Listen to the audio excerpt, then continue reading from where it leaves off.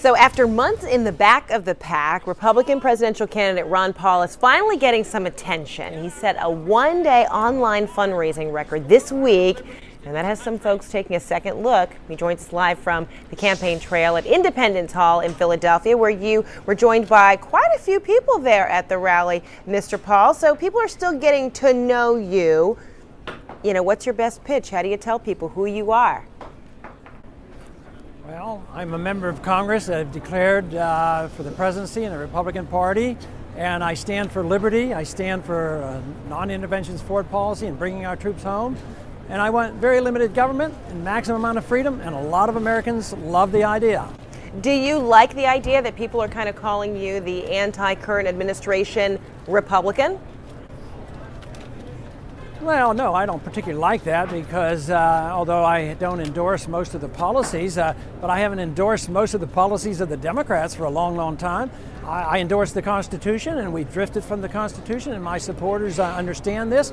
They want constitutional law, limited government, maximum freedom, sound money, non-intervention foreign policy, and we have gone so far from that. I would say that I am a pro-constitutionalist, pro-freedom individual rather than being narrowly defined as being anti-one single administration.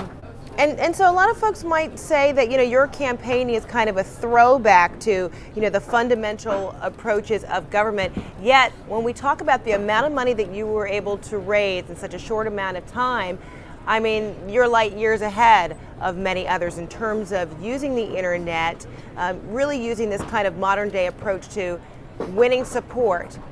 How'd you come up with that, and why? Was this kind of a page out of the Howard Dean kind of how-to? No, I think it's exactly opposite of being a throwback. The government is a throwback. The current government we have, our current trends have a throwback to tyranny, where government runs things and individual freedom is minimized. America was all based on maximizing the freedom of the individual, and we've lost that. But that's a new idea. Tyranny has been around for thousands of years, and we have something new and wonderful, and we want to just restore that trend that we were given a couple hundred years ago. But in terms of history, it's a very, very new idea. I don't think Howard Dean had anything to do with what we're talking about.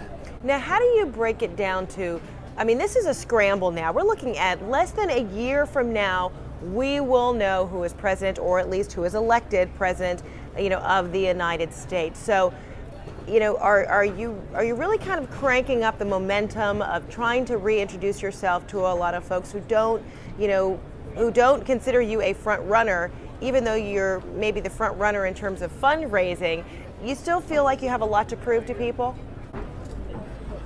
Well, I think the final proof is getting votes in a primary, but I think obviously the strength of the campaign is much bigger than we've been given credit for, and the numbers that turn out to the rallies and the number of dollars that we raise and the enthusiasm. No, I would say the credibility is there, but I do agree that we have to prove ourselves, and we have to take that money, run a good campaign, get the people out to vote. But everything points to the fact that there's a lot of people who love the idea of freedom and limited government, so I would say we're well on our way to proving ourselves. And, you know, one thing that has been driving a lot of voters' opinions has been the war in Iraq. Where does the candidate stand, XYZ? You've already reestablished the fact that you have been, you know, anti-Iraq war, but now we're finding out in recent polls that it's the economy that is now taking #1 priority among a lot of Americans right now. They want to hear from candidates, what are you going to do about the economy? Because everyone is kind of struggling. A lot more people are struggling right now. So what's your best pitch? How do you convince folks that you will be just as adamant, or I guess strong-willed about the economy as you have been against the Iraq war? And you bring two subjects up, and they're interconnected. You can't deal with the economy without dealing with the foreign policy, because the spending overseas is what's bankrupting the country and why the dollar is weak. And all empires have ended when they spread themselves too thinly around the world and they can't afford it.